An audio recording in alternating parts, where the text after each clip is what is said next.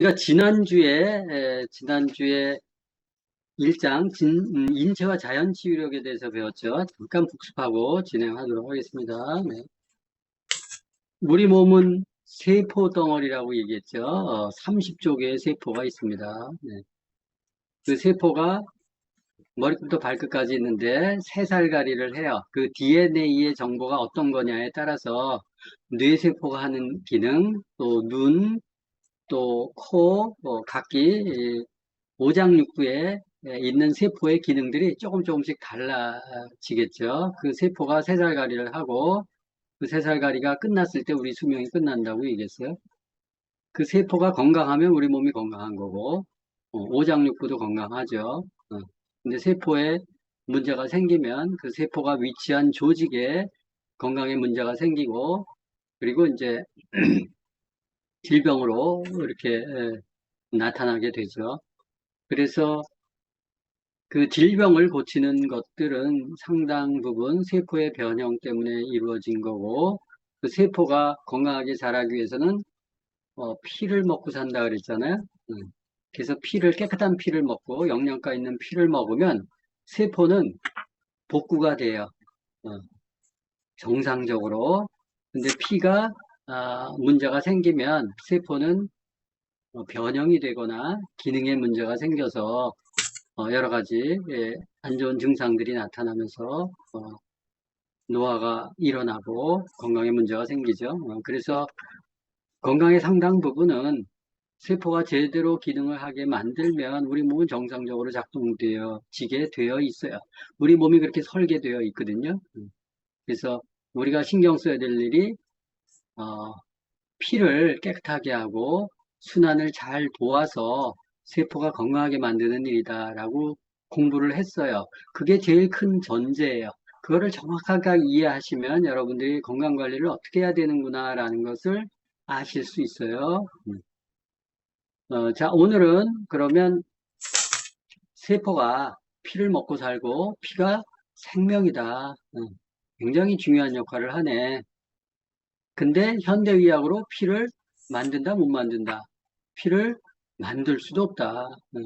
우리의 기술로는 풀 한 포기조차 만들 수 없어요.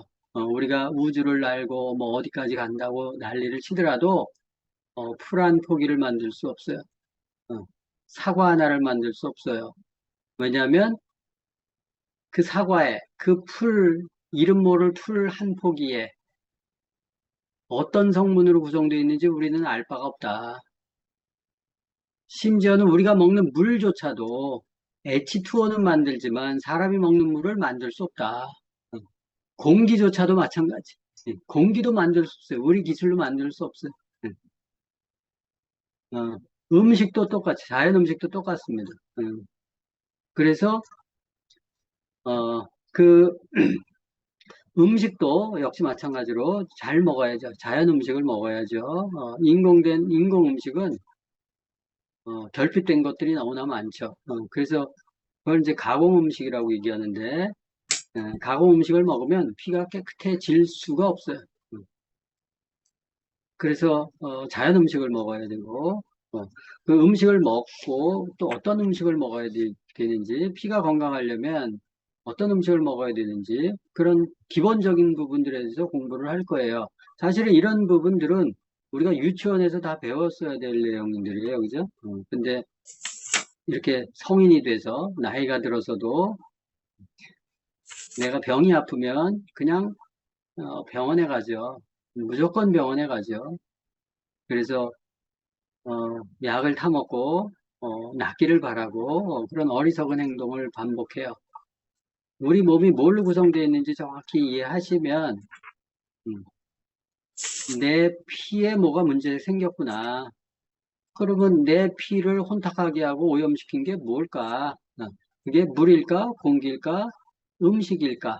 그거를 이렇게 뒤돌아보고 그것을 교정할 생각을 해야 되는데 그렇지 않고 엉뚱하게 가서 약 타먹고 증상만 누그러뜨리는 그런 행동들을 반복하는 거죠. 그래서 오늘 음식에 대해서 공부를 할 거예요. 그래서 그 2장에 보면 히포크라테스가 세포가 건강을 유지하기 위해서는 최적의 식사를 해야 되는데, 그게 바로 음식이다. 그래서 음식으로 못 고치는 질병은 없다라고 얘기할 정도로 음식이 굉장히 중요하죠. 굉장히 중요하죠. 자, 44페이지에 보면 음식은 그럼 무엇으로 구성이 되어 있는가?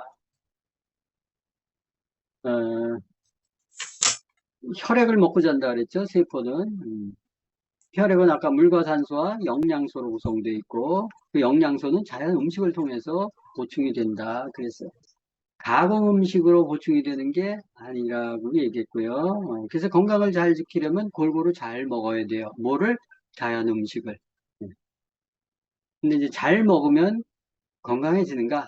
그거는 이제 좀 더 다시 또 공부를 해보기로 하고. 그러면 피가 도무지 뭔데? 혈액이 뭘로 구성되어 있는데, 예, 혈액이 무언데 세포의 먹이가 되는가?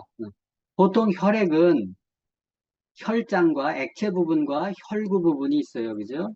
음, 피가 생명이기 때문에 혈액에 대해서 정확히 알아야 돼요. 그죠? 음, 또 혈관에 대해서 잘 알아야죠. 오늘은 이제 혈액에 대해서 잠깐 공부를 할게요. 혈액은 혈장과 혈구로 되어 있어요. 어, 혈장은 물이 91%에서 92%예요. 그리고 혈장 단백질, 알부민 뭐 이런 거 들어보셨잖아요. 지방 1%, 당질, 뭐 기타 무기질 여러 가지로 혼합이 되어 있고 이제 혈구가 있어요. 혈구 그럼 여러분들 적혈구, 백혈구, 혈소판 이 정도는 아시잖아요. 응. 백혈구가 세균을 잡아먹죠. 바이러스를 잡아먹죠. 응. 적혈구는 산소와 영양소를 운반해주죠. 혈소판은 혈관에 상처가 나면 출혈이 될 때 이거를 응고시켜주죠. 그래서 적혈구, 백혈구, 혈소판은 혈구는 주로 어디서 만들어져요? 골수에서 만들어지죠. 그죠?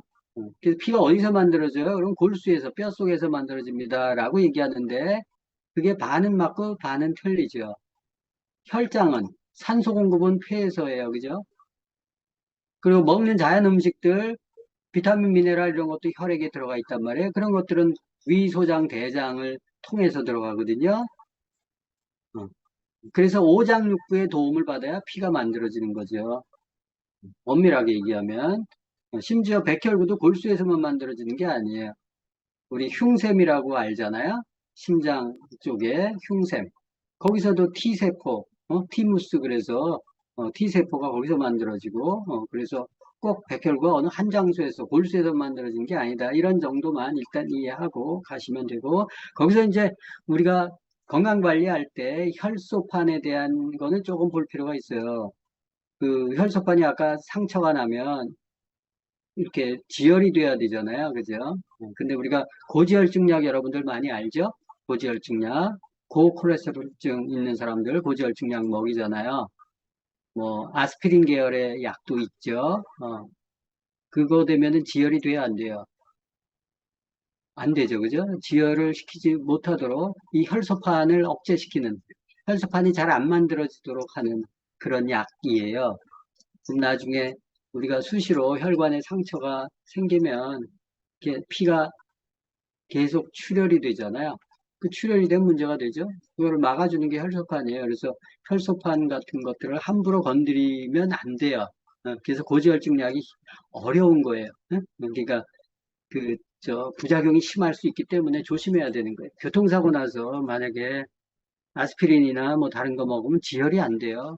지혈이 안 되면 출혈을 죽어요. 그래서 위험한 거기 때문에 여러분들 그런 부분들을 내가 먹고 있는 약이 어떤 기전인지를 정확히 이해하셔야 그런 걸 주는 대로 홀딱홀딱 받아 먹질 않아요. 돈 주고 먹잖아요. 그죠? 그래서 이제 혈구가 중요한 역할을 하는구나. 이렇게 일단은 좀 보시고. 그리고, 우리가 매일 먹는 음식에 탄수화물, 단백질, 지방, 또 이런 열량소, 열을 내는 영양소, 열량소, 그러죠. 또 비타민, 미네랄, 또 식물 내재 영양소 이런 것들은 조절소라고 얘기하죠. 45페이지의 중반 부분에 있습니다. 그래서 열량소는 말 그대로 열을 내는 영양소예요. 탄단지 그러죠. 조절소는 불쏘시개와 같은 역할을 하죠. 그래서 장작과 같은 게 탄단지고 탄수화물, 단백질, 지방이고 태워주는 조절소가 불쏘시개와 같은 게 비타민, 미네랄, 식물내자 영양소예요. 그래서 우리가 장작을 주로 있으면 그걸 태워줘야 되는데 태워주는 불쏘시개 역할을 하는 조절소, 비타민, 미네랄, 식물내자 영양소 이런 것들이 상대적으로 좀 먹거리에 부족해요. 어, 그래서 우리가 탄단지를 먹으면 많이 먹는데 힘을 못 쓰는 이유가 태워줘야 에너지로 이렇게 소모가 돼서 힘을 쓰는데 힘내지 못하게 되어지잖아요. 조절소가 없기 때문에. 그래서 우리가 많이 먹는 것 중에 하나가 쌀이란 말이에요. 그죠? 이 쌀에 대해서 할 말이 정말 많은데 오늘 이것만 하나만 제대로 알고 가셔도 여러분들 건강 관련돼 많이 도움이 되실 거예요. 우리가 백미를 먹잖아요. 그죠? 근데 이제 백미는 먹기는 부드러워요. 이 쌀겨나 그 껍데기가 없고 쌀눈이 없기 때문에. 근데 비타민 미네랄이 쌀눈하고 그 껍데기에 다 있어. 어. 아주 극단적으로 얘기하면 80%, 90%가 거기에 다 있어요. 근데 우리가 도정을 딱 해버리면 10%만 먹는 거야. 응. 그래서 현미를 먹으면 영양소를 골고루 섭취할 수 없다라는 건데 우리나라가 희한하게 어, 전부 백미를 먹지 현미를 안 먹어요. 이 현미만 먹어도 정말 많이 건강을 회복할 수 있는데 음, 이상한 사람들이 나와가지고 현미가 무슨 소화 안 되는 독소가 있다든 등 뭐 소화가 안 되는 등 뭐 이런 이상한 소리를 하는데 어, 이 현미는 에너지를 높여줘요. 백미는 대부분 다 떨어지고 그건 동물도 마찬가지. 강아지나 개들도 실험을 해보면 현미식을 하는 개가 훨씬 더 건강하지 백미는 건강하지 않아요. 뭐 여러 가지 영양소, 영양학자들 뭐 이렇게 얘기하는 것들 이렇게 그 수치로 이렇게 비교해 놓은 거 봐도 백미하고 현미하고는 영양가 차이가 엄청나게 많이 난다. 제가 기회가 되면 나중에 영상을 올려드리도록 하겠습니다. 그리고 뭐 그 혈당 지수 그래서 GI 지수 얘기하잖아요, 그죠? 많이 아시잖아요. 당뇨 있는 사람들 좀 조심하고 하는데 백미가 92, 현미가 55 정도 되죠. 참고로 55 이하는 당 지수가 낮은 거예요. 70 이상은 당 지수가 높은 거야. 백미는 70보다 훨씬 높아. 90이 넘기 때문에. 그래서 당이 확 올라가죠. 그래서 혈당 관리가 잘 안 되는데 제 생각에는 당뇨가 우려되거나 당뇨가 있는 분들이 이 백미가 아니고 현미로만 바꿔도 한 8, 90%는 당이 떨어질 거예요. 조절이 될 거예요. 현미식만 해도. 그래서 어, 돈 안 들이고 돈 별로 안 들이고 건강을 잡는 가장 좋은 방법은 현미식이다라는 거 설명드리고 제가 이렇게 강조하는 이유는 장이 중요하잖아요. 그죠? 근데 장이 깨끗한 사람들 보면 현미를 먹은 사람들이 예? 제가 얘기한 게 아니고 전 세계에서 장해부를 제일 많이 하는 의사 분이 이렇게 하는 얘기에 영상도 있고 한데 그런 것들 보면 그분처럼 많은 사람들의 장을 이렇게 수술해 본 분이 없거든요. 근데 그런 분들이 장이 깨끗한 사람들의 공통점은 현미채식한 사람들이다라는 거예요. 백미한 사람들은 지저분해요. 병들도 많고. 그 영양학자들도 백미 9공기를 먹잖아요. 현미 한 공기 먹은 거랑 영양소가 비슷하다. 이럴 정도로 그래서 백미 가급적 줄이시고 현미식을 하셨으면 정말 좋겠다. 우리가 사과 같은 것도 껍질 다 도려내고 안쪽만 먹잖아요. 그죠? 그러니까 변이 안 나오고 장이 안 좋고 그런 거죠. 껍질째 먹는 게 제일 좋다. 대신 이제 농약이나 이런 것들 때문에 과일, 채소, 세정제 이런 것들 좀 씻어서 먹는 게 좋겠죠.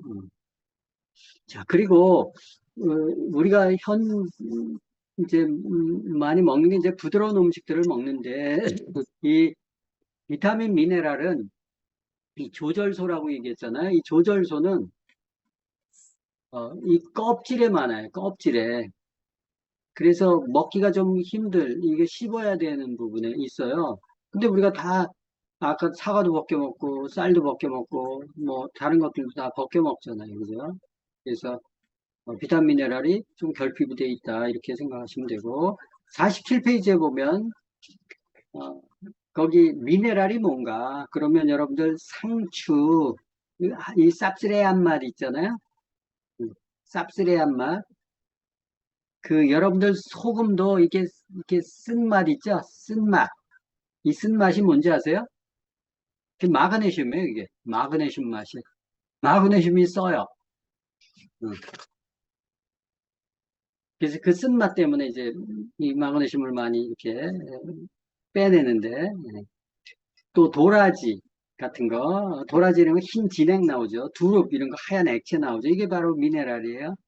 그래서 상추 같은 거 먹을 때 이렇게 딱 꺾으면 시골에서 뭐 이렇게 퇴비 주고 하면은 이렇게 노란 진물이 나오잖아요. 하얀 진물.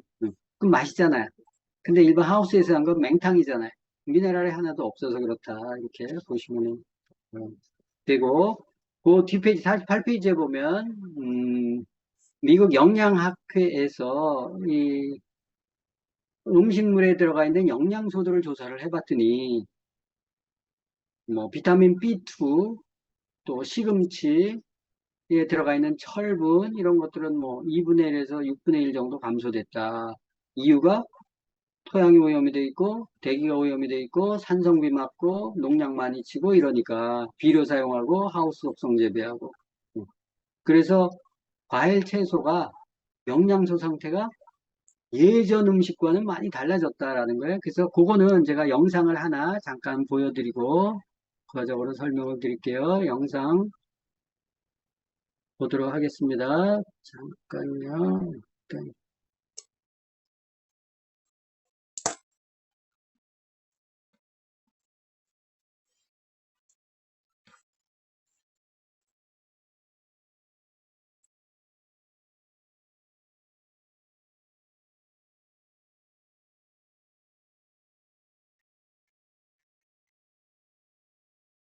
시. 그녀는 농약을 쓰지 않거나 적게 쓴 유기농 제품에 관심이 많다. 그녀가 이처럼 먹을거리에 신경을 쓰는 건 대장암으로 여러 차례 수술을 받았기 때문이다. 2006년 대장암 3기 판정을 받은 최종순 씨. 그녀의 병세가 호전된 건 항암 치료와 더불어서 식습관을 바꾸면서부터다. 예전 같으면 그냥 이렇게 뭐 보기 좋으면 그냥 이렇게 샀었어요. 근데 지금은 그렇게 안 되더라고요. 아, 이게 정말 이렇게 공해 없이 정말 천연 재료로만 비료를 했으니까는 농약 안 치고 천연 재료로 비료를 퇴비 같은 거로 해서 재배한 건지 그런 거 궁금해지고요. 이런 것도 또 다른 실제로도 그녀의 몸은 많이 좋아진 상태다. 9개가 있었어요. 대장암 환자한테서 채소나 아니면 과일을 많이 먹으라고 하는 이유가 섬유소 자체가 대장에 직접적 영향을 끼치거든요. 그 섬유소 자체가 대장 내 그 환경을 일정하게 유지를 시켜주거든요. 대장 안에 독성 물질이 장에 노출되는 걸 예방하는데 섬유소가 가장 중요한 역할을 합니다. 그래서 섬유소가 많은 음식을 드시는 게 중요하고. 그렇다면 우리가 먹는 채소에는 영양분이 충분하게 들어있는 것일까? 과거 철분의 대명사로 널리 알려진 시금치. 시금치에는 미네랄의 대표적인 성분인 철분이 들어있는데 여전히 풍부한지 궁금했다. 우리는 한 마트에 진열된 전국 4지역의 시금치를 시료로 철분 함유량을 조사하기로 했다. 실험을 의뢰한 지 2주 후 지역별로 철분 함유량에 있어서 차이를 보였는데 유독 한 지역의 시금치에서 철분 함유량이 높게 나타났다. 이는 이 지역 토양 속 미네랄이 풍부했기 때문이다. 이처럼 토양 속 미네랄과 식물의 미네랄은 연관이 깊은데 일본에서 조사된 바는 충격적이다. 지난 50년간 시금치의 철분이 크게 감소했기 때문이다. 과거 시금치 한 단이면 충분하던 영양소를 지난 90년대인 무려 19ton의 시금치를 먹어야만 가능하다는 계산이 나온다.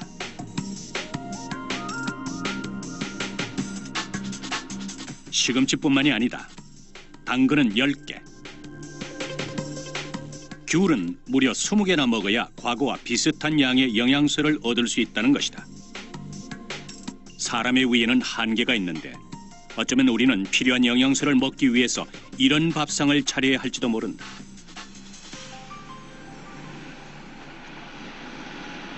그렇다면 식물에서 영양소가 줄어든 이유는 무엇일까? 미네랄 사이클은 토양 속에 존재하는 미네랄이 식물에 흡수되고 식물을 통해서 섭취한 영양소는 사람의 생리 활동에 쓰이고 나머지는 배설돼서 다시 흙으로 돌아가는 순환 고리를 말한다. 그런데 화학 비료의 사용으로 퇴비 사용이 줄면서 지금 퇴비가 흙으로 가는 과정이 끊어진 셈이다. 이야, 실하다. 현대의 땅은 미네랄 밸런스가 무너져 있다는 것입니다. 미네랄이 부족한 토양에서 자란 야채와 곡물을 섭취함으로써 우리 인간은 미네랄 부족을 겪게 됩니다. 이러한 미네랄은 미량이지만 신체의 생리활동에 대단히 중요한 영양소이기 때문에 미네랄이 부족하게 되면 각종 질병에 걸릴 위험이 높습니다. 우리는 강화군의 한 지역에서 자연 퇴비를 준 땅과 화학 비료만을 쓴 땅을 채취해서 그 토양 성분을 분석하는 실험을 의뢰했다. 그 결과 화학 비료를 쓴 땅에 비해서 인분을 쓴 자연 퇴비 땅이 유기물과 미네랄 성분이 훨씬 더 풍부한 것으로 나타났다. 그런데 우리는 지금 화학 비료를 얼마나 쓰고 있을까? 우리나라가 전 세계적으로 그 조사된 140여 개 나라 중에 아마 끝에서 첫 번째, 두 번째로 다시 얘기해서 화학 비료를 제일 많이 쓰는 대표적인 나라입니다.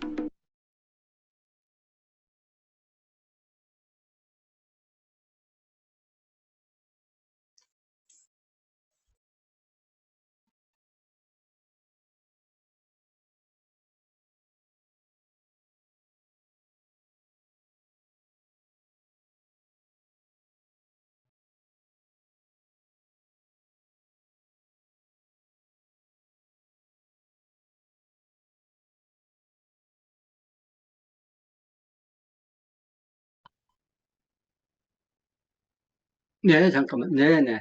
영상 잘 보셨죠? 제가 다음 영상을 잠깐 준비하려고 그랬었는데요. 그 영상 보셨지만, 그, 일본과 한국의 토양, 보면, 미국보다 훨씬 더 심각한 수준이다. 그래서 아까 52년도에 일본 땅, 그죠? 그리고 93년도에 일본 땅 해서 비교를 해놨는데, 그 일본 땅이 좋아요? 한국 땅이 좋아요? 우리 한국 땅 금수강산 그랬었는데, 실제 토양은 한 140개 나라 중에서 비료를 제일 많이 쓴다고 하는 거 보니까 가장 척박한 땅 중에 하나다. 이렇게 보시면 되겠죠. 그죠?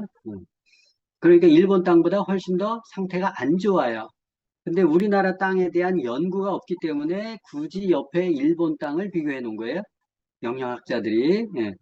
그래서 52년도에 일본 땅에서 이렇게 재배된 시금치에 들어가 있는 철분 한 단의 철분이 들어가 있는 양을 계산해 봤더니 40년 뒤에 93년도죠. 40년도 지난 다음에 시금치 이렇게 봤더니 19단이 있어야 한 단과 비교한다는 거예요. 두 단, 세 단이 아니고 당근은 한 개가 아니고 10개, 귤은 한 개가 아니고 20개 이렇게 되는 거예요. 그래서 한두 개 차이가 아니고 서너 개 차이가 아니고 십수개 차이가 되니까 이게 음식만 가지고 될 일이 아니라는 거예요. 그 이유가 뭐예요? 퇴비 때문에 그렇다. 근데 지금은 어때요? 이게 93년도에 비교해놓은 땅이에요. 지금 2023년도만 해도 30년이 지났어요, 또. 그죠? 그럼 어떻게 되겠어요? 시금치 52년도에 시금치 한 단이 지금은 한 30단 돼야 될걸요? 상상이 가세요? 그러면 뭐 이 위 뭐 이런 거 다 무시하고 그렇게 먹어대야 되는데, 그죠? 그 불가능한 일이란 말이에요, 그죠? 그래서 음식으로 해결될 수 있다, 없다? 없다라는 거예요. 그래서 건강식품에 대한 수요들이 있고, 어, 영양소 불균형을 해소할 수가 없는 거예요, 구조적으로. 거기다가 48페이지 그 밑에 보면 인스턴트 있죠, 냉동식품 있죠, 편의식품 있죠. 거기에다가 또 GMO 유전자 조작식품 또 범람하고 있죠. 우리나라가 GMO 수입국 전 세계 1위잖아요. 2위가 일본이고, 한때 일본이 1위 있고 우리가 2위였었는데 우리가 1위로 올라섰어요. 근데 우리는 일본은 가축한테 먹여요, 주로 GMO를 철저하게 동물 사료에 국한해서 수입하는데 우리는 사람도 같이 먹거든요. 굉장히 많이 먹어요, 우리나라 사람들. 그래서 이제 그런 부분들에 대해서 정말 좀 신경 써야 되고, 49페이지 보면 이 GMO가 좀 심각한데, 거기 뭐, GMO 콩, GMO 옥수수, 뭐 해가지고 대기업들 또 식품 수입 업체들이 굉장히 많이들 수입하고 있다라는 것이 그 테이블에 나와 있고, 어, 그리고 이제 그 뒷페이지에 보면, 50페이지, 51페이지에 보면, 음, 그 한때, 일본이 인당 GDP가 전 세계 1위잖아요. 근데 건강보험료나 의료비 지출도 전 세계 1위죠. 근데 평균 수명은 이렇게 2021년도 기준으로 43이니까 밑이죠. 평균 수명이 일본이 6위, 한국은 13위. 그러니까 평균 수명이 미국보다도 좀 높은 편이죠, 한국이. 그래서 이제 한때 미국에서 야, 미국 사람들 이렇게 뭐 여러 가지 잘 먹고 또 건강보험료나 의료비 지출도 전 세계 탑인데 왜 이렇게 환자들이 많고 수명도 짧으냐 해가지고 조사를 한 적이 있어요. 뭐 꽤 오래됐죠. 70년대 했으니까, 1900년대 후반에 했으니까. 그 내용들이 이제 51페이지에 쭉 나와 있는 거예요. 그래서 한 2년 정도에 걸쳐서 엄청난 연구 인력들과 돈을 투입해가지고 왜 미국 사람들이 이렇게 아, 질병이 많은가, 식생활과 한번 관계를 한번 조사해보자 해가지고 전 세계적인 연구기관의 도움을 받아서 했는데 대부분 질병을 앓는 거에 상당 부분이 잘못된 식습관이다, 만성질환이라는 거예요. 우리는 지금 상식적으로 알고 있죠. 그래서 이제 그런 얘기들이 51페이지 하단부에 쭉 나와 있는데, 심지어, 만성질환에는 정신분열증, 우울증 이런 것들 있잖아요. 그런 것도 전부 이게 식생활 잘못돼서 그런 거다. 이게 정신병이 아니고 잘못된 음식 때문에 생긴 병이다. 그럼 잘못된 음식으로 생긴 병은 약을 먹어야 돼요? 음식을 고쳐야 돼요? 음식을 고쳐야 되잖아요. 근데 잠을 못 잔다. 불면증이다, 우울증이다, 그러면 전부 약 먹고 어떻게 해보려고 하잖아요. 그죠? 영양불균형에서 비롯된 거다. 라는 거예요. 그게 1975년, 1977년에서 이렇게 조사가 된 거고, 그 밑에 이제 뭐, 보고서 내용을 봤더니 미국인들이 빵 엄청나게 먹고, 탄수화물, 그죠? 또, 드링크도 뭐 엄청나게 먹잖아요. 그죠? 콜라 뭐 이런 것들, 탄산음료 엄청나게 먹죠. 또 육류, 우유, 유제품 이런 거 엄청나게 먹는데 비타민 미네랄은 별로 안 먹더라. 조절소는 별로 없더라. 칼슘, 철분, 비타민 A, C 이런 것들은 필요량의 절반도 안 먹고 있더라. 그래서 심장병으로, 당뇨병으로, 비만으로, 암으로 이런 것들을 많이 사람들이 죽는데 이 식생활을 개선하면 심장병, 당뇨병도 반 이상 떨어뜨릴 수 있고, 비만도 80% 이상 줄일 수 있고, 암도 20% 이상 감소시킬 수 있다. 그러면 전체 의료비도 3분의 1 정도는 절약할 수 있다. 뭐 이런 레포트였었는데, 레포트만 나오고 그 뒤에 별로 변화가 없었죠. 그리고 이제 식습관을 어떻게 변화시키냐. 고기 확 줄여라. 조절소가 풍부한 곡식, 채소, 과일. 그래서 20세기 초반의 식사 음식으로 되돌아가야 된다. 이제 그런 연구 보고서를 냈단 말이에요. 그게 이제 에, 그 영양학의 고전이 될 정도로 방대한 연구 자료가 거기서 이제 많이들 나왔죠. 그거를 보고 이제 비타민 미네랄이 붐인 거예요, 미국에서. 그래서 뭐 심지어는 뭐 이렇게 커스코나 뭐 이런 데서도 영양제들 많이 팔잖아요. 근데 처음에는 영양제가 천연 원료 형태의 영양제로 나오다가 시장이 확대되면서 이제는 천연 합성 구분 없이 정체불명의 영양제들이 많이 나오고 있는 거예요. 그래서 그거 먹으면 무조건 좋은 줄 알고 뭐 많이들 먹는데 그 천연 영양제가 아니고 합성 영양제죠. 그 부분은 이제 뒷부분에 다시 공부를 좀 할 거예요. 그래서 그러면 그 중에 비타민은 좀 내가 알겠는데 미네랄은 뭐야 하는 기능이. 그래서 미네랄에 대한 영상 하나, 미네랄이 부족하면 어떤 증상들이 일어나는 건데 그 미네랄이 부족했을 때 나타나는 그 증상들이 그것 때문에 대부분 병원 가거든요. 그래서 영상 한번 잘 보시고 내가 뭐 어디가 아프다 그러면 이 영상에 나와 있는 거에 해당되지 않나? 그러면 병원 갈 일이 아니고 미네랄이나 비타민을 보충할 일이다라는 거예요. 영상 하나 잠깐 보고 들어가겠습니다. 일단은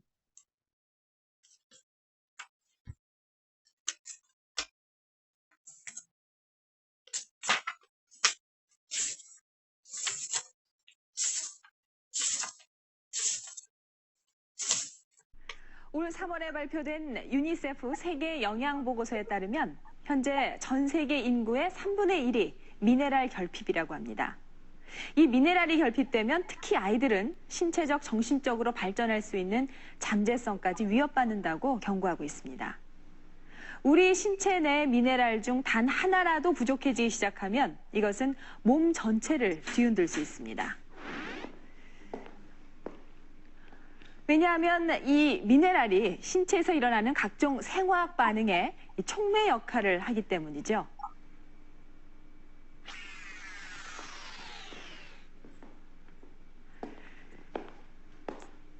인체 내 필수 미네랄은 약 12가지 정도인데요.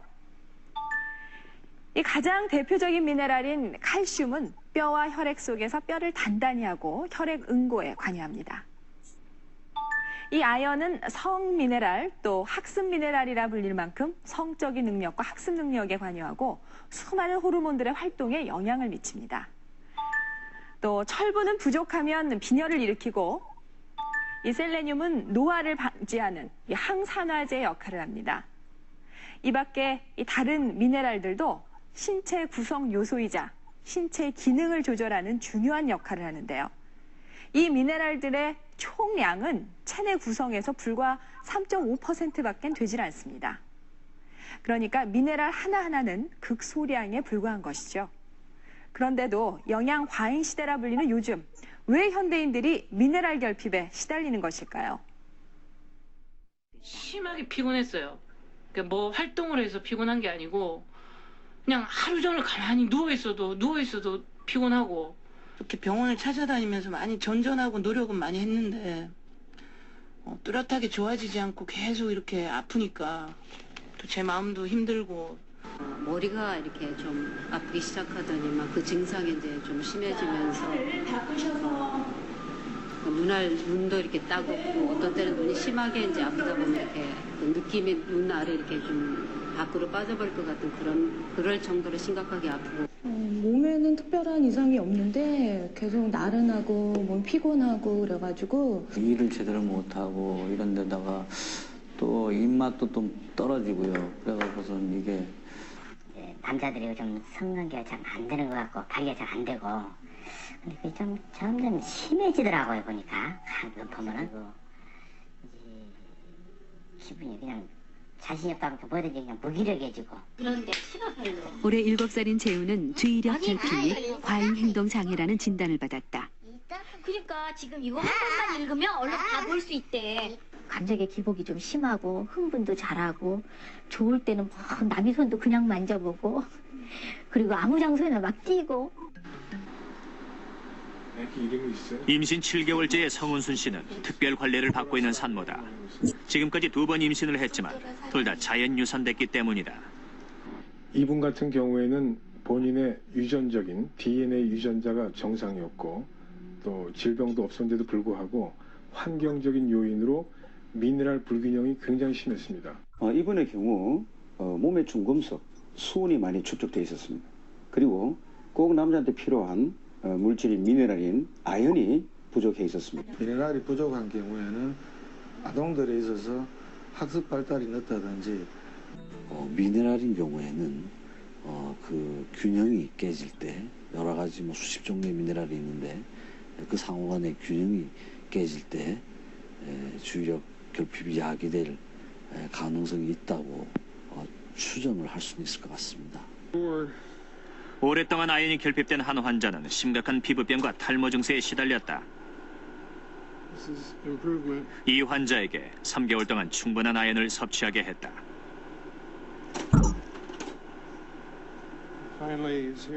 그 결과 놀라울 정도로 빠른 회복을 보였다. 아연은 우리 몸을 구성하는 가장 중요한 미네랄 중에 하나입니다.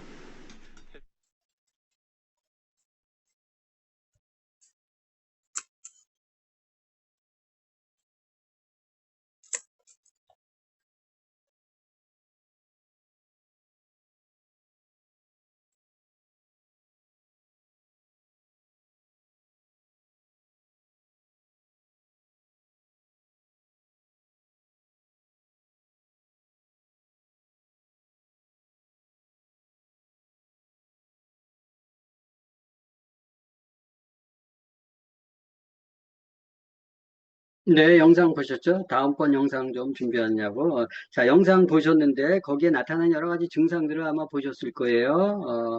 만성 피로 많이 들으신 거죠? 또 두통, 눈이 빠질 것 같다. 또 피로하고 나른하다. 아까 20대 아가씨가 이렇게 보였는데 보니까 뭐 40대 40대 여자분처럼 이렇게 보이는 것들, 피로하고 나른하다, 입맛이 없다, 그죠? 그런 얘기들이 있었잖아요. 또 성기능 발기가 잘 안 된다, 성인 남자. 또 ADHD 아이도 나왔고, 또 유산, 이렇게 배에 나온 아기, 임신한 분, 유산했다, 피부병, 탈모 이런 증상들이 쭉 나왔어요. 그런 것들 보면 주위에서 많이 보잖아요. 많이 필요하다. 필요한 거는 간 때문에 그렇죠. 간은 영양소가 뭐예요? 비타민 B군이에요. 그죠? 비타민 B군 부족하면 그러죠. 두통이다, 눈에 빠질 것 같다. 두통에 여러 개의 독소가 있으니까 그렇겠죠. 순환 잘 안 되고. 눈 빠질 것 같다. 비타민 A 같은 거 부족하면 그렇죠. 카로틴이나 비전 헬스나 이런 것들 먹으면 금방 해결될 건데, 그죠? 또, 입맛이 없다. 그 입맛이 없다 그러면 이 소화 효소가 어디서 만들어요? 입맛이 없으면 간이 문제예요, 간. 효소를 간에서 다 만들거든요. 그 입맛이 없으면 위가 안 좋아서, 장이 안 좋아서 그러는데 사실은 물론 연계가 되어 있지만 간이 피로하면 입맛이 없어요. 또 성기능 발기 이런 여러 가지 이유가 있지만 의사가 이제 수은이 축적돼 있고 아연이 심하게 부족하더라. 이 아연은 성미네랄이죠. 아연 많이 들어가 있는 음식이 굴이잖아요. 그래서 굴을 많이 먹어야 좋다면서요. 이제 그런 얘기들이 아연과 관련되어 있다. 우리 이제 판토블렌드 같은 거에 아연 들어가 있죠. 또 주의력 결핍, ADHD, 이거 정신병이 아니거든요. 이것도 인스턴트 음식 많이 먹으니까 칼슘 엄청나게 부족하고, 마그네슘, 또 고기 좋아하니까 이렇게 양질의 지방 같은 것들 불균형돼서 특히 오메가3 같은 거 부족하면 ADHD 같은 거 온단 말이에요. 정신병도 이 우울증이나 이런 부분들도 실제 오메가3 부족해서 생긴 병들이 많아요. 그래서 이제 그런 것들을 잘 이렇게 하면 좋아지는데 그거를 정신병처럼 해서 신경안정제 먹이고 뭐 그런 것들이 사실은 좋지 않죠, 그죠? 알아야 이제 그런 것들을 이렇게 쓰실 텐데 그 유산하는 거 임신이 성인 남녀가 원래 정상적인 건강을 회복하면 임신이 되죠. 그죠? 자연스럽게 임신이 되는 게 원리예요. 자연의 원리예요. 어, 그래서 그 임신이 안 된다. 또는 혹시 또 이렇게 유산을 했다. 유산을 하면 움직이지 않으면 유산 막을 수 있는 게 아니에요. 자궁에 착상이 돼서 그 자궁 내벽에 양질의 피를 먹고 그 태아가 잘 자랄 수 있는 환경이 되면 잘 자라고 자랄 수 없는 환경이 되면 유산이 되는 거예요. 그래서 영양을 잘 섭취하면 당연히 잘 크면은 그 안에 붙어 있어요. 그래서 영양소 불균형 그러잖아요. 아연 부족하다고. 임신할 때 유산 잘 되는 사람들의 특징이 비타민 미네랄 부족한데 그중에 아연 부족한 경우 많아요. 아연은 성미네랄과도 밀접한 관계가 있고 유전자 세포 분열과도 밀접한 관계가 있어요. 그리고 이제 이 자궁 점막이거든요. 이 점막이 튼튼해야 돼요. 점막이 약하면 임신 잘 못하거든요. 그래서 임신 못하는 분들에 보면 아연 부족한 사람들 많고요. 그리고 비타민 A 부족한 사람, 정확히 표현하면 카로틴 플러스 같은 것들, 또 BDH 블렌드에 들어가 있는 그 카로틴 같은 거, 그 점막 강화 영양소란 말이에요. 그런 게 부족한 사람들이 자궁이 말랐는데 무슨 임신이 되겠어요? 붙어 있지도 못하지. 예. 그런 것들을 촉촉하게 장화시켜주면 좋아질 수 있거든요. 저도 이제 임상적으로 많이 이렇게 해봐가지고 그래서 그게 다 영양소 불균형 때문에 생긴 거지.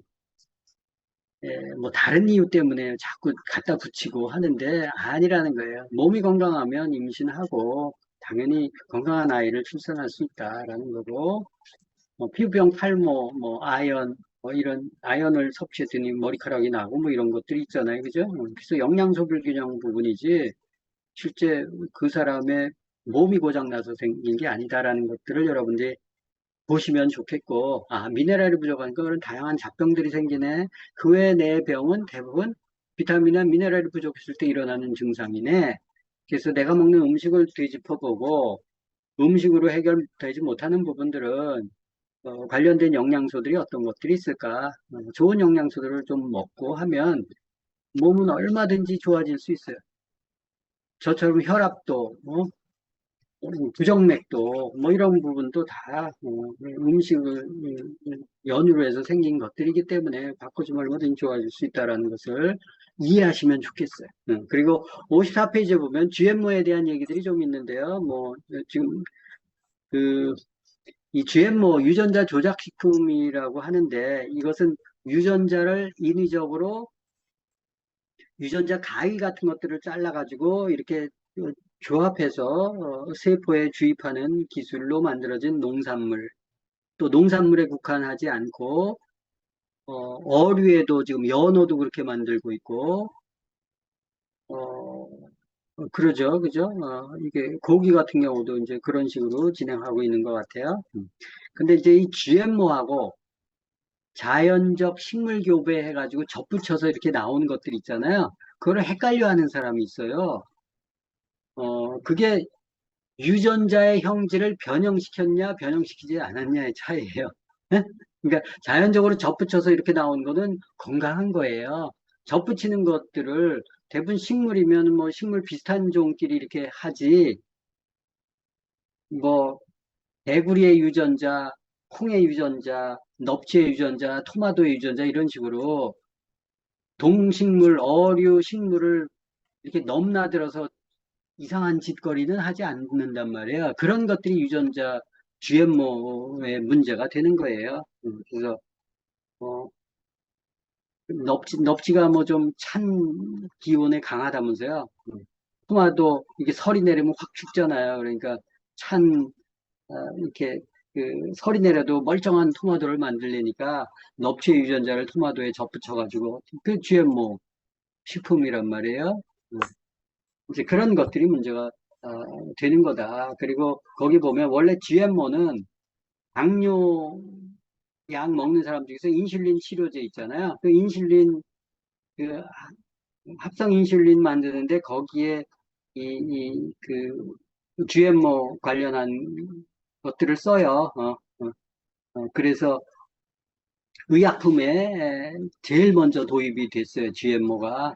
그래서 의약품이 여러분들 안전한 식품이라고 생각하는데 의약품이 그렇게 안전하다면 왜 그 석유로 비타민을 만들겠어요. 그죠? 그러니까 그런 부분들을 여러분들이 정신 바짝 차리고 보셔야지 그렇지 않으면 그냥 아무거나 먹게 될 수 있고 그 GMO에 대한 폐해에 대한 얘기들이 쭉 있어요. 몬산토 얘기도 나오고 몬산토는 원래 농약을 개발하는 회사고 농약을 파는 회사고 이제 그 종자도 변형시켜서 농약을 팔려니까 살충제나 뭐 제초제 같은 거 쓰잖아요. 그럼 비행기에서 살포를 한다고요. 옥수수 같은 경우는 우리는 뭐 조금만 밭이잖아요. 근데 미국 같은 데서는 뭐 비행기로 날아다녀도 끝이 없이 옥수수밭이 있는데 거기에 무슨 제초제를 어떻게 뿌리겠어요. 비행기로 위에서 살포해 버리지. 살포해도 옥수수는 살아야 돼. 다른 잡풀은 다 죽어야 되고. 그러니까 GMO 옥수수를 개발한 거예요. 그 농약을 엄청나게 팔고 또 GMO 그 옥수수도 팔고 하니까 그 옥수수가 어떻게 되겠어요? 그런 무시무시한 살충제나 제초제에 끄떡없이 살아내거든요. 그러니까 그런 것들로 옥수수를 만들어 가지고 동물 사료나 사람한테 먹이면 그게 온전하겠냐? 그 농약이나 그런 것들이 온전하겠냐고요. 다 그 안에 들어가 있지. 예? 예. 그러니까 이 GMO에 대한 폐해가 지금 아직 뭐 좀 더 지나봐야 알겠지만 자폐증 많아지고 원인 불명의 발작 증세 많아지고 이런 것들 55페이지 중반에 근데 주 원인이 옥수수를 먹는 것보다 GMO 옥수수 시럽 먹잖아요. 달콤한 것들 이게 시럽 넣는 거 다 GMO 옥수수란 말이에요. 그런 거 먹으니까 알레르기나 암을 유발한다 해서 이 GMO는 지구상에 없었던 종자들이란 말이에요. 그래서 이제 그런 것들을 먹으면 문제가 심각한데 56페이지에 뭐 GMO 감자를 먹은 쥐들이 뭐 뇌가 어떻게 되고 암이 어떻게 걸리고 위와 장이 뒤틀리고 뭐 이런 얘기들을 쭉 있고 GMO 불임 종자 그래서 우리 보통 옥수수 심잖아요. 그리고 옥수수 수확하잖아요. 그러면 그걸 매달아 가지고 이렇게 잘 해가지고 그 다음 해 또 심잖아요. 그럼 나야 되잖아요. 여기 종자 파는 회사들은 그걸 수확을 했어. 그래서 다시 땅에 심어. 안 나. 불임 종자를 개발해가지고. 왜 그러겠어요? 종자 팔아먹기 위해서 그 짓들을 하는 거야. 예? 무서운 사람들이죠. 그죠? 그럼 그런 것들을 먹으면 사람 몸에 영향 안 주겠어요? 옥수수 간접적으로 얼마나 많이 먹는데. 단맛 내는 거 다 그런 것들로인데. 당뇨약에 인슐린 들어가는 것도 옥수수로 만드는 건데. 자, GMO지. 응? 식용유도 다 GMO지. 그러니까 불임, 자폐증 이런 거 많아지는 이유가 이런 거 많이 먹어서 그래. 근데 우리나라가 세계 1위 GMO 수입 대국이거든요. 유럽은 좀 까다로워요. 근데 우리는 속수무책이에요. 그래서 뭐 유럽은 뭐 GMO가 0.9% 이상, 57페이지에 보면 뭐 숫자 복잡하죠. 근데 우리는 제일 관대하다. GMO가 막 섞여 들어와도 이게 금기하는 게 별로 없다. 굉장히 관대한 나라다. 하고 또 GMO 표기를 해야 되는데 우리나라는 고추장에 GMO 원료가 5위 안에 안 든 거, 6위부터 들어간 것들은 표시도 안 해도 되고, 그 다음에 57페이지 밑에 하단부에 밑에서 네 번째, 그리고 식용유 많이 먹잖아요. 그죠? 대두 식용유, 옥수수 식용유 이런 것들, 간장, 또 술, 증류주, 옥수수 이렇게 하는 것들도 있죠. 또 참치 통조림 이런 가공식품 이런 것들은 GMO 표시 대상에서 열외예요. 그러니까 아무거나 다 넣어도 이거 표시 못하게 되어 있어요. 표시 안 해도 합법적이에요. 누가 표시하겠어? 아까 상위 그 원료에 5위 안에 든 것만 표기하도록 돼 있고 6위는 그러니까 얘네들이 머리가 있으니까 GMO를 6위로 놓겠죠. 그죠? 순위 조작해가지고. 그래서 아무거나 막 쓰는 거예요. 그래서 우리나라는 GMO 천국이에요. 근데 마트에 가보면 GMO 이렇게 뭐 써놓은 거 하나도 없잖아요. 유럽에 가보면 GMO 이렇게 구역이 딱딱 있거든요. 그래서 어떤 사람은 순진하게 야 한국이 유럽 가서 봤더니 뭐 마트에 뭐 GMO 어쩌고저쩌고 써 있는데 얘네들은 이런 거 많이 먹네. 그러고 우리는 그런 거 하나도 없는데 이러고 한심스럽게 얘기를 하더라고요. 우리나라는 그 구분이 안 되니까 다 퍼놓은 거야. 그래서 이제 그 GMO 완전 표기제를 해야 된다. 왜냐면 미국도 이 원조가 미국이거든요. 이 GMO. 미국이 그걸 시작한 거예요. 뭐 잘 사는 나라인지 어쩐지 모르겠지만 하여튼 그 천민자본주의가 아주 이 판을 치는 게 이 GMO 쪽, 제약 쪽인데요.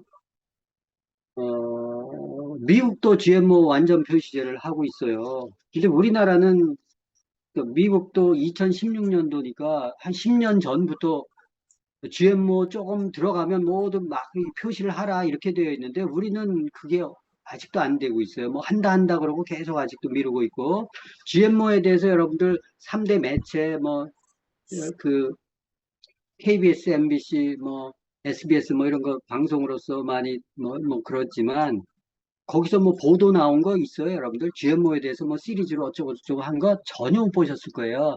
해봐야 유튜브에 일부 시민 단체들이 하는 것들 몇 개 있는 거지, 나머지는 없어. 그 사람들이 GMO에 대해서 몰라요. 굉장히 나중에 그 대가를 지불할 텐데. 심지어는, 자, GMO 완전 표시제는 안 하더라도, non-GMO, 이거는 GMO가 아니야 라고 표기하면 어떠냐. 그거는 좀 허가해줘라 했더니, 식약처에서 넌 GMO 하면 괜히 사람들을 불신을 시키고 이 불안을 조절하기 때문에 그것조차도 표시를 못하게 해요. 그러니까 얼마나 문제가 심각하죠. 그 대기업들은 GMO 수입을 앞장서서 하고 돈벌이가 되니까 그래서 GMO에 대해서 좀 더 신경을 쓸 필요는 있다. 그 식탁이 많이 오염이 되어 있기 때문에 식용유 뭐 이런 거, 통조림 뭐 이런 거 안에 들어가 있는 거, 간장, 된장, 고추장, 이런 장류 이런 것들은 이 GMO, 이 동물 사료에 들어가는 것들을 많이 쓰기 때문에 그래서 물론 이제 동물도 사람들이 먹지만 그래서 고기에 대한 폐해들이 많이 나오고 이런 것들이에요. 그래서 60페이지에 보면 GMO 농식품 완전 표시제가 돼야 된다. 근데 업체는 계속 반대하고 있다. 근데 시민들이 좀 정신을 차려가지고 검증되지 않은 먹거리들 이런 것들 좀 이렇게 좀 할 필요가 있다라는 생각을 좀 하고 그럼 뭘 먹어야 돼? 61페이지에 보면 하버드 의대에서 식생활이 건강을 저하한다는데 건강하려면 뭘 먹어야 돼? 해가지고 이제 연구한 게 있는데요. 61페이지에 한 40년에 걸쳐서 쭉 연구를 했는데 요 하버드 건강식 피라미드 형태로 먹었더니 여기에 담배 안 피고 운동 좀 병행했더니 심장병 환자들 죽는 위험이 80%가 감소했다. 당뇨는 90%. 미국의 1위가 심혈관 질환으로 죽는 거 아시죠? 2위가 암이에요, 미국은. 한국은 암이 1위고 심혈관이 2위예요. 근데 그거를 80% 이상 감소시킨다. 당뇨 90% 이상. 암도 70%가 감소시킬 수 있다. 라는 거예요. 왜? 이렇게 먹으면. 그게 뭐냐면 62페이지예요. 이게 하버드 의대에서 건강식 피라미드 해가지고 이렇게 나열한 거예요. 1층이 중요하겠죠? 1층에 뭐예요? 운동과 체중 조절. 정확하게 체중 조절이라기보다 체지방 조절을 하는 거예요. 배 안 나와야 돼. 체지방을, 근육은 유지하고 체지방은 좀 빼고 하는 것들이 중요하다. 1층. 2층이 매 끼 식사마다 섭취하길 권장하는 음식이 거기 있어요. 뭐가 있어요? 채소 과일. 근데 채소 과일 잘 안 먹는 사람들 많죠. 고기 좋아하고 면 좋아하지. 과일 채소 안 먹는 분들 많아요. 오늘도 여러분들 한번 보세요. 내가 오늘 과일 먹었나?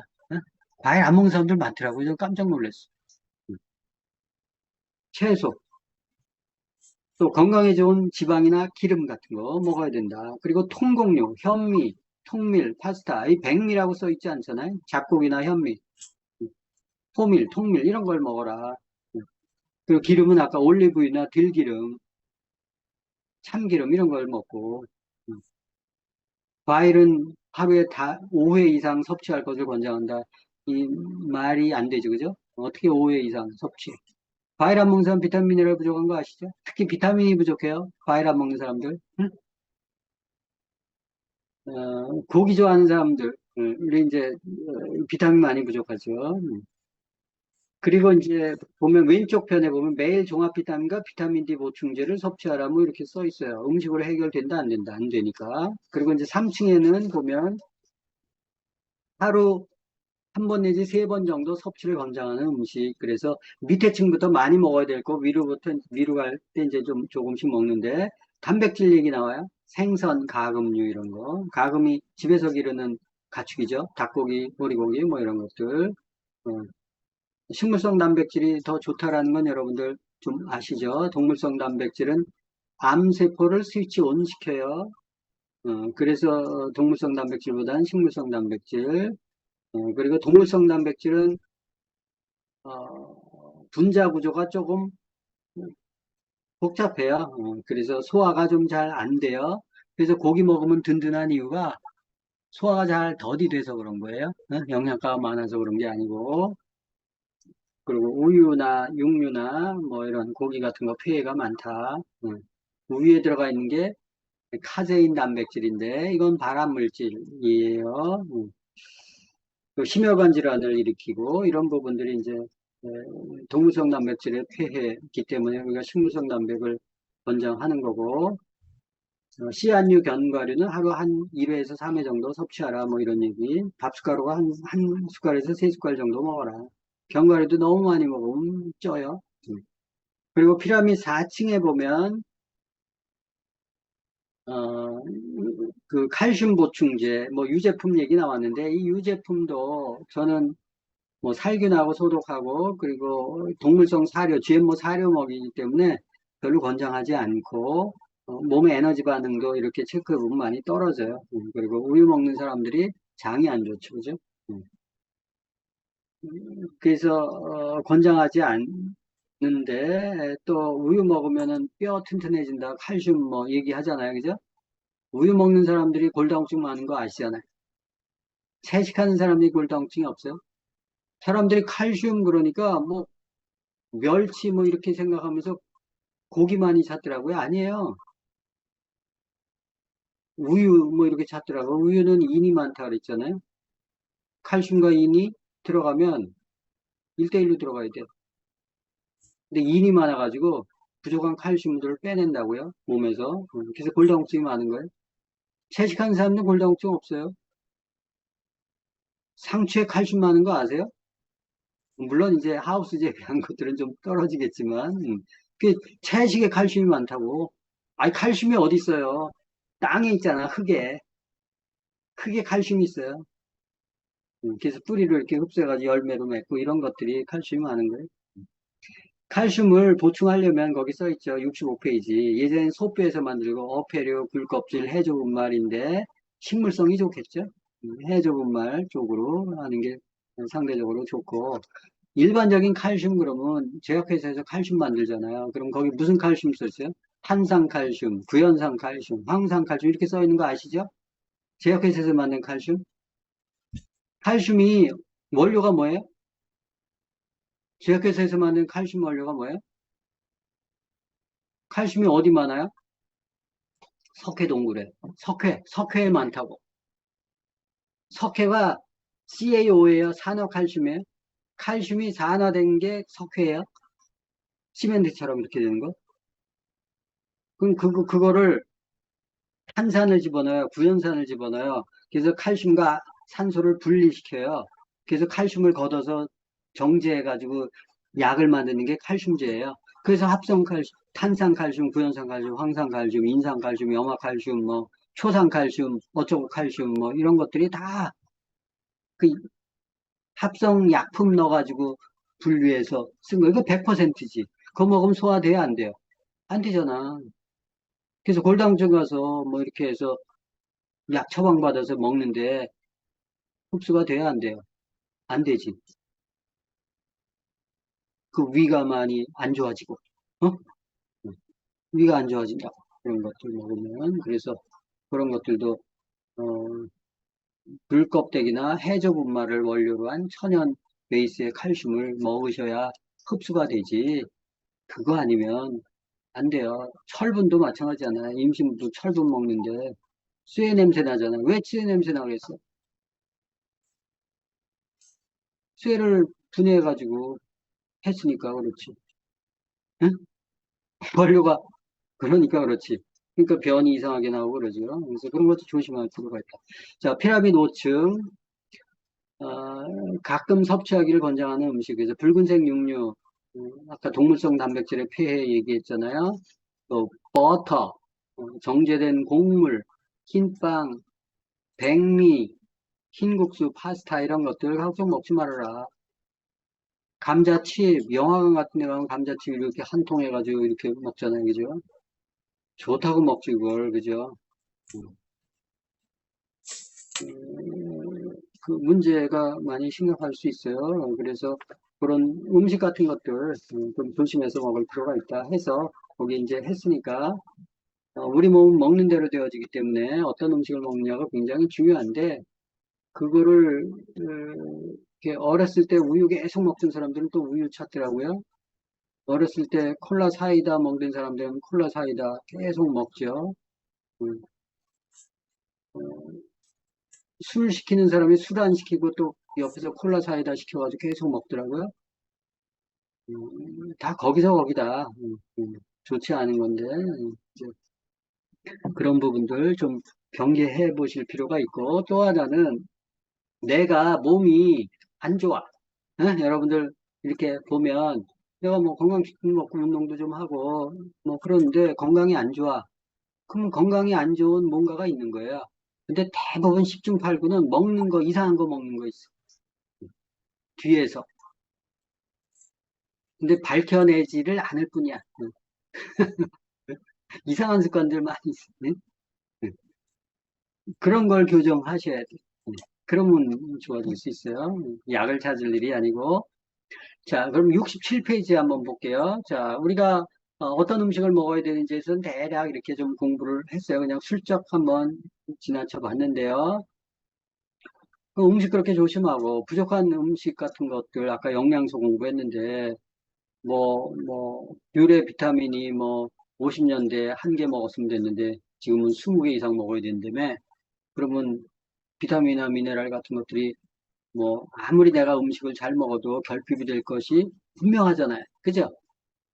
여러분들 오늘 몇 끼 식사하셨어요? 그 식사 제대로 하셨어요? 과일, 채소 골고루 해서 다 이렇게 잘 양질의 지방 해서 골고루 먹었어요? 아닐걸? 대부분 부실할걸? 한 끼 식사도 제대로 못 하셨을걸? 정식으로 이렇게 먹었을 때 음식을 그렇게 먹는 거예요. 거기다 뭐 밖에서 사 먹으면 더 오죽하겠어요? 그 영양소 부실하지. 그럼 뭘 보충해야 돼? 천연 비타민과 합성 비타민이 있어요. 여기 67페이지에 보면 하버드 의대가 제안한 건강식 피라미드에서 뭐 종합 비타민제 조절소 이렇게 보충할 것을 권고했다. 그러면 어떤 비타민제를 선택해야 될까? 그래서 거기 써 있죠. 비타민제는 크게 합성과 천연으로 구분할 수 있다.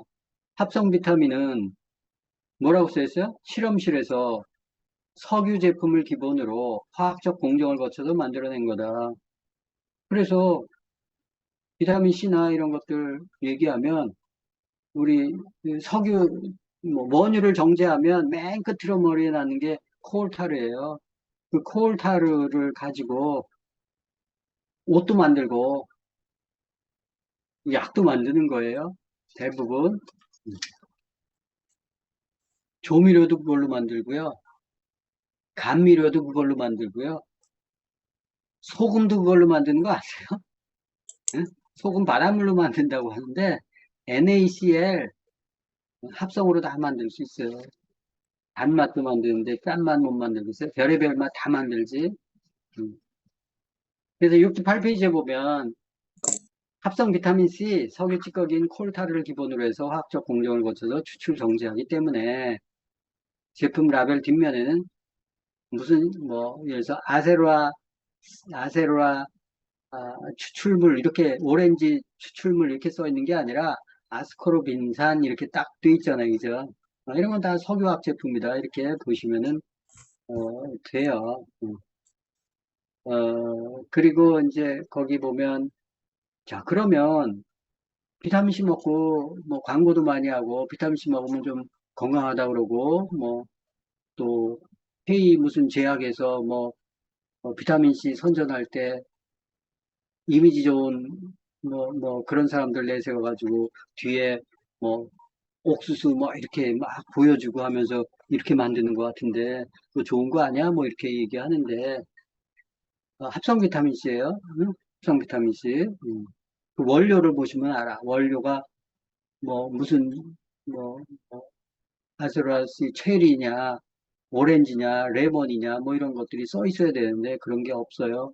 화학식품만 있죠. 화학약품만 있죠. 다 합성인데 모르고 그냥 좋다고 먹는 사람들이 있는데요. 그게 폐해가 되느냐 안 되느냐. 그 영상 하나 보여드릴게요. 이 실험한 영상. 독성. 비타민C의 독성을 실험한 거예요. 뭐 먹어도 상관없다 뭐 이렇게 얘기하고 있는데 물고기 실험을 통해서 이 독성이 있는지 없는지 한번 보도록 할게요. 하면 잠깐 공유할게요. 잠깐만요. 제가 음소거를 할게요.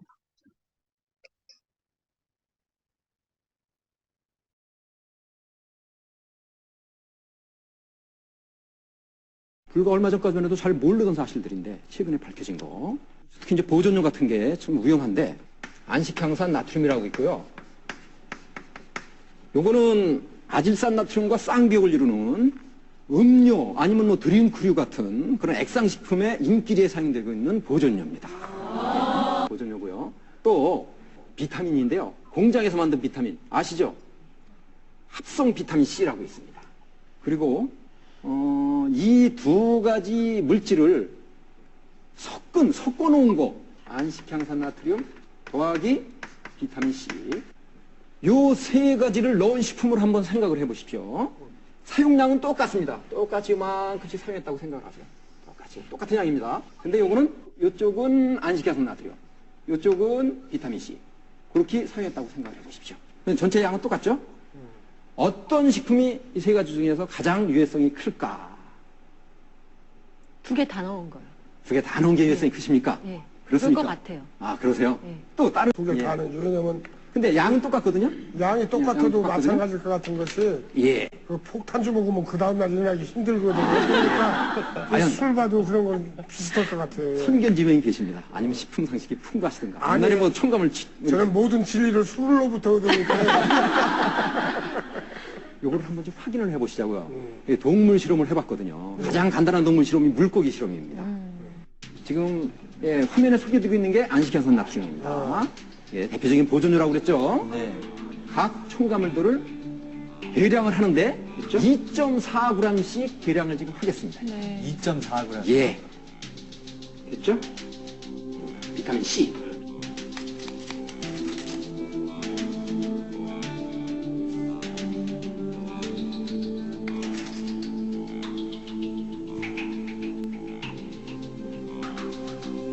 한식양산나트륨 1.2g.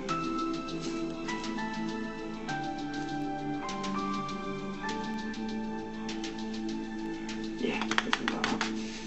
비타민 C 넣고 이거를 넣겠습니다. 이 첨가물을 녹인 그 용액에다가 바로 이제 붕어를 한번 넣어보겠습니다. 예, 저 모습이 안식양산 나트륨 용액에 붕어를 넣은 겁니다. 그리고 비타민 C 용액에 붕어를 넣은 거고요. 저는 혼합 첨가물 용액에 붕어를 넣은 겁니다. 상태를 한번 잘 보세요. 처음에는 팔팔하죠. 지금 이제 5분이 경과한 시점입니다. 5분이요? 예, 잘 보세요. 지금 행동이 좀 느려졌어요. 이상해요? 흐물흐물 대죠? 한 마리가. 네. 한 마리가 흐물흐물 대고 있어요. 중심을 잃었어요. 그러면서 지금 이제 독성을 느끼고 있다는 얘기거든요. 어머. 자, 지금 10분 지난 시점입니다. 잘 보세요. 세 가지 상태를. 지금 두 가지는 아직 근거들이 살아있습니다. 예, 살아있어요. 근데 그 옆에 혼합 첨가물 용액에 있는 것들은 이미 죽었습니다. 예. 그렇게 폭탄주 마신 게 제일 먼저 죽는구나. 예, 지금 20분이 지난 시점입니다. 살았네요. 예. 지금 비타민 C 용액의 물고기도 죽었습니다. 비타민 C. 혼합분 용액의 붕어는 벌써 죽었고, 두 가지는 독성을 느끼는데 제일 독성을 많이 느끼는 게 이 혼합 첨가물의 용액이다. 그래서 상식적으로 생각하면 말이죠. 이게 보존료니까 이거를 넣은 용액이 가장 독성이 크다고 느끼기가 쉬운데 지금 그 반대 현상이 나타났다. 섞인 거 이게 가장 독성이 크다. 실제로 안식양산 나트륨 사용량은 적어요. 그죠? 반밖에 사용을 안 했지 않습니까? 그렇게 생각하기 쉬운데 이게 독성이 크게 나타난 이유는 바로 비타민 C하고 같이 어떤 모종의 공작을 했기 때문이다. 뭐가? 안식양산 나트륨입니다. 이 사실이 무척 중요해요. 이게 과거에는 연구가 안 돼 있었는데 최근에 속속 밝혀지고 있습니다. 선생님, 저 지금 굉장히 너무 충격적인데요. 왜냐면 비타민 C는 저희가 매일 먹는 거잖아요. 그렇죠. 저도 먹거든요. 그럼 비타민 C를 먹고 저런 첨가물 있는 걸 먹으면 금붕어가 저렇듯이 저희 안에서 큰 비교해보시면 커집니다. 굉장히 심각한 일 아니에요, 이거? 지금 안식양산 나트륨이라는 보존료를 주로 쓰는 게 말이죠. 음료 아니면 이제 드링크류, 제약회사에서 만드는 드링크, 뭐 강장제니, 뭐 각성제니 이런 거 나오는 그 조그만 병에 나오는 음료들 있죠. 거의 대부분에 사용되고 있어요. 많이 해로 물질이 많이 만들어질 수 있는데 문제는 이것도 어떤 물질이 만들어졌는지도 이미 과학이 밝혀냈어요. 벤젠이라는 아주 해로운 물질입니다. 독성도 있고 1등급 발암 물질입니다. 우리가 식품을 통해서 먹고 있는 화학 물질들 지금 공식적으로 허가된 게 말이죠. 향료에 사용된 것까지 다 합치면 2200가지가 넘거든요. 근데 그 많은 화학물질들, 지금 아직 이러한 복합 섭취로 인한 문제, 이걸 칵테일 효과라고 그래요. 섞어가지고 생기는 어떤 유해성이라고 그래가지고, 이런 칵테일 효과에 대한 안전성 여부, 아직 확인이 안 됐다는 사실. 그 화학물질 유해성이 바로 본질입니다.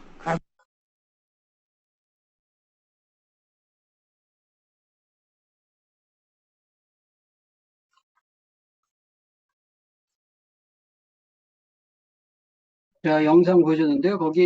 저게 SBS에서 방영됐었던 건데, 과자 내 아이를 해친 달콤한 유혹의 저자, 안병수 소장이시고, 식품 첨가물의 폐해에 대해서 고발하신 분이고, 전직 그 제과 회사의 식품 관련해서 과장으로 있었던 분이죠. 저분이 이쪽에 이제 많이 공부하셨던 분인데, 저런 실험을 했어요. 보시면 아시겠지만, 합성 비타민 C 그리고 안식향산 나트륨이 이제 보존제라고 쓰이는 거죠. 드링크류. 여러분 소주나 뭐 바카스나 뭐 이런 거 개봉해 놓으면 그거 썩어요, 안 썩어요?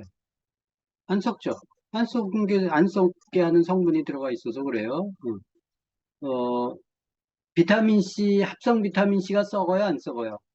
안 썩죠. 그래서 우리 제품은 방부제가 없습니다. 이렇게 광고하는데 합성 비타민 C를 넣어버리면 방부제 아니라고 해서 안 썩잖아요. 그죠? 예? 그러니까 그런 거짓말에 농락당하시면 안 돼요. 합성은 썩질 않는다고요. 석유 베이스이기 때문에 그걸 분해하는 미생물이 없기 때문에 그래요. 음. 그래서 합성 비타민 C, 안식양산 나트륨 그리고 두 개를 섞은 거예요. 그래서 보니까 물고기 실험을 해봤더니 어떤 게 제일 빨리 죽어요? 두 개 섞은 거. 두 개 섞은 게 왜 죽냐면 벤젠이 만들어지더라. 합성 비타민 C, 순수한 100% 합성 비타민 C란 말이에요. 자연 물질에는 100%가 없어요, 여러분들. 100%가 없다고 다 섞여 있다고. 그래야 소화 흡수가 원활하게 되는데 100%라는 것은 안정적인 조직이 아니에요. 그래서 다른 거 만나면 이렇게 화학 반응이 일어나. 그래서 약 같은 거 먹으면 서로 중복해서 먹으면 화학 반응이 일어나서 이상한 게 만들어지는데 여긴 벤젠이 만들어진다는 거예요. 안식합성 나트륨과 비타민 C가 만나면 합성 비타민 C가 만나면 벤젠이 만들어져서 빨리 죽더라. 보니까. 그리고 두 번째로 죽는 게 그러니까 5 내지 10분 정도에 두 개 섞은 게 죽었어. 그 다음에 죽는 게 뭐예요? 20분 뒤에 죽은 게 뭐예요? 비타민 C. 합성 비타민 C에 넣은 게 20분 뒤에 죽어. 그리고 5시간 뒤에 죽는 게 있어. 그게 뭐예요? 여러분들이 알고 있는 방부제, 안식양산 나트륨. 5시간 뒤에 죽어. 에? 그럼 뭐 섞은 거에 대해서만 사람들이 살짝 해가지고, 어이, 섞으면 안 되겠구나, 이렇게 생각하는데, 합성 비타민 C하고 안식양산 나트륨하고 물고기를 누가 더 빨리 죽어요? 어떤 게? 비타민 C가 더 빨리 죽여. 독성이 더 많은 거야. 근데 그거를 먹잖아요. 그죠? 효과 본다고 할 수 있지. 왜? 비타민 C의 조효소 역할을 하는 것들이 내가 먹은 음식을 통해서 그게 있으면 몸 안에서 효과를 볼 수 있을 거예요. 소화 흡수하는데. 그렇지만 그게 다 고갈이 돼버리면 그 다음은 부작용만 있을 뿐이다. 라는 거예요. 그래서 조심해서 먹어야 된다. 합성 비타민 C. 예? 합성 비타민 C 조심해서 먹어야 된다라는. 섞여지는 것도 문제가 있지만. 그래서 비타민 C 뭐 거기 얘기 쭉 있고 그러면 왜 합성 비타민을 만드느냐 제약회사에서 여러분들 천연 물질로 뭘 만들잖아요. 특허를 내줄 것 같아요? 안 내줘요. 변형을 시켜야 돼. 그래서 변형되는 걸 집어넣어야 특허가 만들어지고 특허가 만들어야 독점 생산을 해서 돈을 벌 수 있기 때문에 변형을 시키는 거예요. 그래서 부작용이 발생되잖아요. 신고가 되잖아요. 그럼 그 성분을 또 살짝 바꿔가지고 또 특허를 내. 그래서 또 팔아먹고 그리고 또 부작용이 발생해. 그럼 또 바꿔서 특허 내고 또 팔아먹어. 이거의 악순환이. 그게 계속되는 거예요. 거기 쭉 있잖아요. 70페이지에 합성 비타민이 많이 알려진 이유. 그래서 그 위에 뭐 천연 비타민과 합성 비타민에 대한 비교표 있고 참고하시고 그 밑에 합성 비타민이 많이 알려진 이유는 석유 제품으로부터 쉽게 저렴한 비용으로 제조할 수 있기 때문에 그 별도의 특허까지 얻으니까 생산을 독점해서 폭리를 취할 수 있다. 그래서 제약회사가 돈을 벌 수 있는 이유에 참고로 천연 비타민이나 미네랄, 식물 내재 영양소 자체는 특허를 내주지 않으면 변형된 게 아니기 때문에 그래요. 그래서 당연히 원료값도 비싼데 특허로 이렇게 제한해서 이렇게 인정받지 못하기 때문에 어렵죠. 사실은 천연 베이스로 해서 만들어 놓는 것들이 70페이지 밑에 쭉 보면 그래서 밑에서 7번째가 어떠한 과학도 자연을 대체할 수는 없다. 따라서 비타민제 선택은 신중해야 된다. 합성 비타민은 독이 될 수 있다.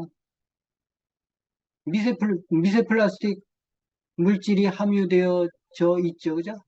합성은 석유화학 제품인데 미세 플라스틱 많잖아.